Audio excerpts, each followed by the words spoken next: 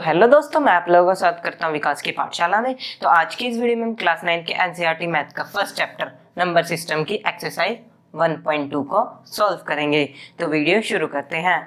तो हम पहले एक्सरसाइज 1.2 के फर्स्ट क्वेश्चन को लेते हैं। तो फर्स्ट क्वेश्चन में क्या दे रखा है, state whether the following statement are true और फॉल्स। मतलब जो हमें स्टेटमेंट दे रखी है, 3 स्टेटमेंट दे रखी है, 2 हम इस पेज पे सॉल्व करेंगे और थर्ड दूसरे पेज पे सॉल्व करेंगे।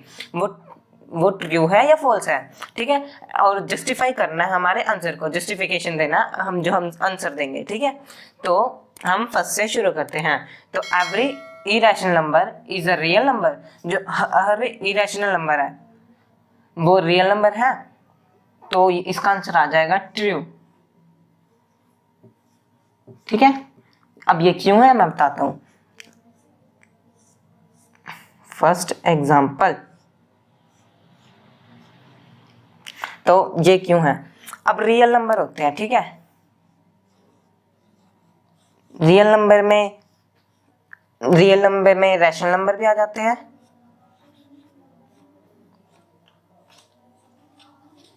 ठीक है, और इरेशनल नंबर भी आ जाते हैं। मतलब ये सारे के सारे इरेशनल नंबर रियल नंबर में आ जाते हैं, इसलिए इसको हम ट्रू बोलेंगे, इस स्टेटमेंट को हम ट्रू बोलेंगे, ठीक है। तो अब हम चलते हैं नेक्स्ट पॉइंट पर। नेक्स्ट पॉइंट में क्या है, every point on a number line is the form of root m where M is a natural number. मतलब जो एम है वो नेचुरल नंबर है।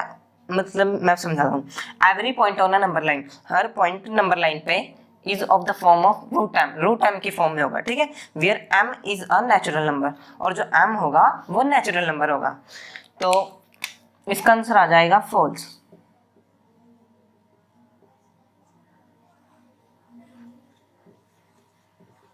ठीक है।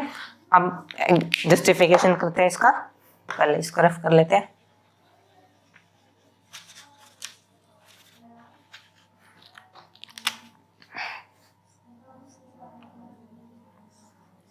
अब देखो, रूट एम है, रूट एम की जगह हम 4 पुट कर लेते हैं यहाँ पे, ठीक है।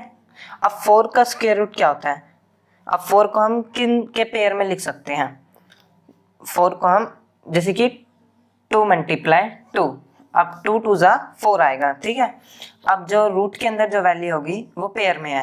अब रूट को हटाने के लिए हम जो पेयर है उसमें से एक नंबर बाहर ले आएंगे, मतलब इन पेयर में से एक नंबर बाहर आ जाएगा, 2 बाहर आ गया, ठीक है। अब रूट हट गया। अब ये 2 है, ये हम नेचुरल नंबर बोल सकते हैं इसको, 2 नेचुरल नंबर होता है। अब वैसे ही m की जगह हम 10 रख लें, जैसे कि अब रूट में 10 हो गया। अब 10 का स्क्वायर रूट तो होता नहीं है, मतलब 10 को हम ऐसे पेयर में तो उतार नहीं सकते कि इनका मल्टीप्लिकेशन करके 10 आ जाए, ठीक है। तो ये रूट जो m होगा ये नेचुरल नंबर तो होता नहीं है, तो इसलिए इसका आंसर फॉल्स आ जाएगा, ठीक है। अब हम नेक्स्ट पॉइंट के लिए चलते हैं सेकंड पेज पे। नेक्स्ट जो पॉइंट आता है वो आता है every real number is an irrational number. जो मतलब एवरी रियल नंबर, जो सारे के सारे रियल नंबर होते हैं वो इज एन इरेशनल नंबर होते हैं। तो जैसे कि हमने फर्स्ट पॉइंट में पढ़ा था, इसकी फर्स्ट स्टेटमेंट में पढ़ा था कि रियल नंबर में दोनों आ जाते हैं, ठीक है। रियल नंबर में रैशनल नंबर भी आ जाते हैं,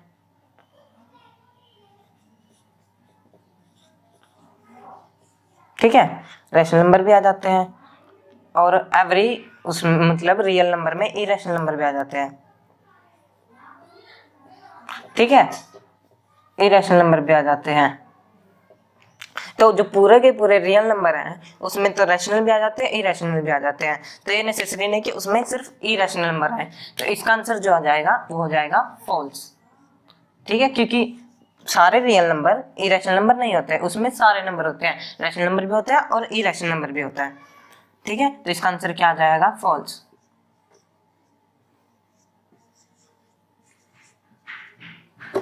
तो अब हम चलते हैं सेकंड क्वेश्चन के लिए नेक्स्ट पेज पे। सेकंड जो क्वेश्चन आता है वो आता है are the square roots of all positive integer irrational number. मतलब ये कह रहा है कि जो स्क्वायर रूट होता है ऑल पॉजिटिव इंटीजर का वो इरेशनल नंबर ही होता है। तो ऐसा नहीं होता, जैसे कि इन्होंने आगे बता रखा है, if not give an example of the square roots of a number that is rational number. मतलब ये कह रहा है कि ऐसा नहीं होता, तो एक एग्जांपल दो square root of a number, एक स्क्वायर रूट एक नंबर का, ठीक है, एक नंबर का स्क्वायर रूट का, दैट इज रैशनल नंबर, कि वो रैशनल नंबर बन जाए। तो ठीक है, तो हम एक एग्जांपल दे देते हैं, जैसे कि अब हम दे देते हैं 9, रूट 9। अब रूट 9 को हम कैसे खोल के लिख सकते हैं, ठीक है, रूट 3 मल्टीप्लाई में 3, 3 3 क्या होता है 9, तो इससे ये बन जाता है। अब इन दोनों का पेयर है, अब रूट में से एक वैल्यू बाहर निकालने के लिए इन दोनों का पेयर है, एक रूट, मतलब इन दोनों के पेयर में से एक वैल्यू बाहर आ जाएगी, रूट से बाहर आ जाएगी। ठीक है, 3 आ गई बाहर। अब इसके डिनोमिनेटर में हम 1 लगा सकते हैं, क्योंकि कोई भी खाली नंबर होता है इसके डिनोमिनेटर में हम 1 लगा सकते हैं। ठीक है, और हमें क्या निकालता है, रैशनल नंबर। रैशनल नंबर किस फॉर्म में होता है, p/q की फॉर्म में। ठीक है, और ये जो वैल्यू है किस फॉर्म में है, p/q की फॉर्म में। तो ठीक है, ये हो जाएगा हमारा आंसर, ये एग्जांपल हो जाएगा। और इसे हम ऐसे लिख सकते हैं, जैसे कि 9, मतलब अब ऐसे लिख सकते हैं इनको,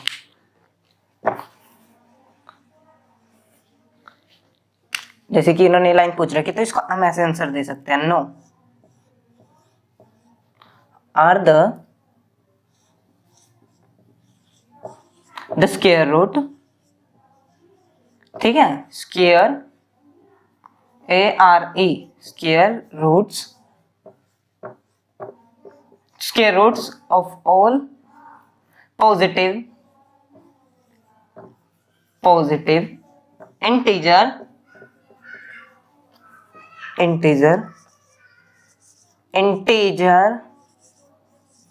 स्पेलिंग गलत होगी, integer is not irrational number.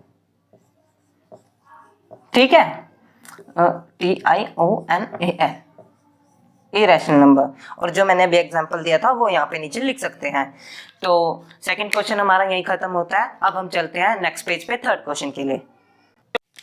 तो थर्ड जो क्वेश्चन आता है वो आता है, show how root 5 can be represent on the number line. हम रूट 5 को रिप्रेजेंट कैसे करेंगे नंबर लाइन पे, तो इसमें हम मदद लेंगे पाइथागोरस थ्योरम की। ठीक है, तो पाइथागोरस थ्योरम कहाँ यूज होता है पहले हम ये जान लेते हैं। तो पाइथागोरस थ्योरम यूज होता है राइट एंगल ट्रायंगल में। ठीक है, ऐसा राइट एंगल ट्रायंगल होता है, ये होती है परपेंडिकुलर होता है ये, और ये होता है बेस, और ये जो 90 डिग्री के सामने वाली जो साइड होती है सबसे लंबी वाली, उसको हम बोलते हैं हाइपोटेन्यूज। ठीक है, अब इसका हम यूज कैसे करेंगे रूट 5 को रिप्रेजेंट करने के लिए, पहले हम इसका फॉर्मूला लिख देते हैं। फॉर्मूला क्या होता है, h is equal to root p का स्क्वायर, ठीक है, प्लस b का स्क्वायर।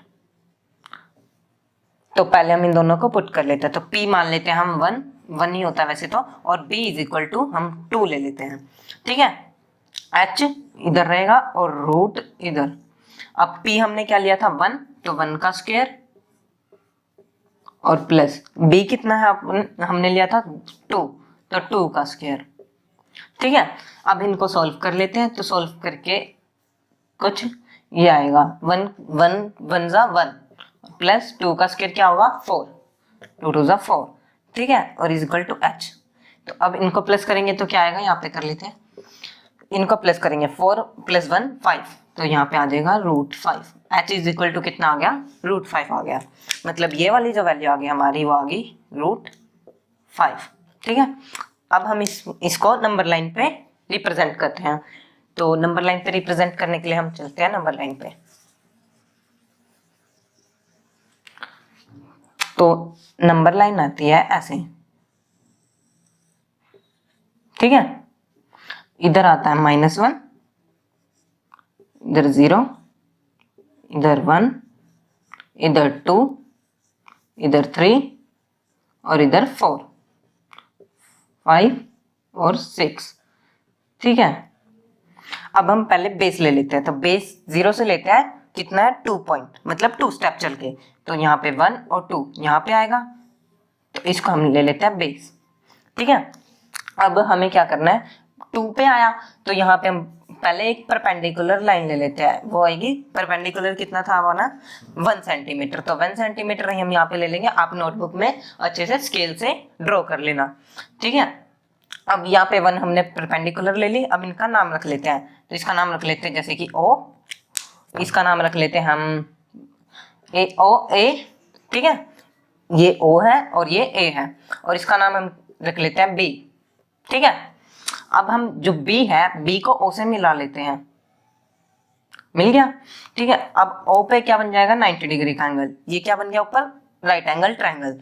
तो ये हमारा था 2, तो 2 हमने मतलब बेस था तो ये 2 ले लिया था हमने 2 स्टेप, और ये हमारा था पी है, तो पी हमने 1 परपेंडिकुलर ले लिया था 1 सेंटीमीटर, ठीक है। ये 1 सेंटीमीटर की लाइन आप नोटबुक में ड्रॉ कर लेना। और इसके सामने वाली 90 डिग्री के सामने वाली क्या थी, हाइपोटेन्यूज। हाइपोटेन्यूज हमारी कितनी आई थी, इज इक्वल टू √5, ठीक है। तो हमने यहाँ तो लिया है √5, अब हम ये रिप्रेजेंट मतलब मेन लाइन से टच करना है √5 को। तो हम क्या करेंगे, एक प्रकार लेंगे, प्रकार को ओ पॉइंट पे रखेंगे, प्रकार के निब को ओ पॉइंट पे रखेंगे, बी तक खोलेंगे और उसकी पेंसिल से आर्क लगा देंगे। जहां पे आर्क जाके मिलेगी, मतलब मैं अच्छे से बना लेता हूँ, आप नोटबुक में प्रकार की हेल्प से अच्छे से बना लेना, ठीक है। यहाँ पे जो पॉइंट आएगा उसका नाम हम रख लेते हैं, जैसे कि सी रख लेते हैं, ठीक है। इसका नाम ए है, इसका नाम सी है, ठीक है। जो अब ए बी होगा, जो ओ बी है, such O B is equal to होगा ओ सी, ठीक है। अब हम यहाँ पे लिख लेते हैं जैसे कि ओ बी है, O B is equal to O C, ठीक है। ओ सी जहां पे आर्क है ना वहां वो सी पॉइंट है, ठीक है। अब ओ सी हो गया, अब ओ बी कितना है, √5 है, ठीक है। तो ओ सी कितना होगा, वो भी √5 हो जाएगा, क्योंकि इज इक्वल टू है दोनों, O B is equal to O C है, तो ये भी √5 हो जाएगा। तो अब यहाँ पे मतलब ओ सी कौन सी है, ये मेन लाइन से टच हो रखी है ओ सी लाइन, तो यहाँ पे √5 रिप्रेजेंट हो गया, ठीक है। यहाँ पे हम लिख देते हैं √5, तो √5 नंबर लाइन पे रिप्रेजेंट हो गया। तो ऐसे ही ये होएगा, आप नोटबुक में अच्छे से बना लेना। तो आज की वीडियो में बस इतना ही। अगर आपको ये वीडियो अच्छी लगे तो लाइक और शेयर कर देना और चैनल को सब्सक्राइब करना मत भूलिएगा। तो थैंक्स फॉर वॉचिंग।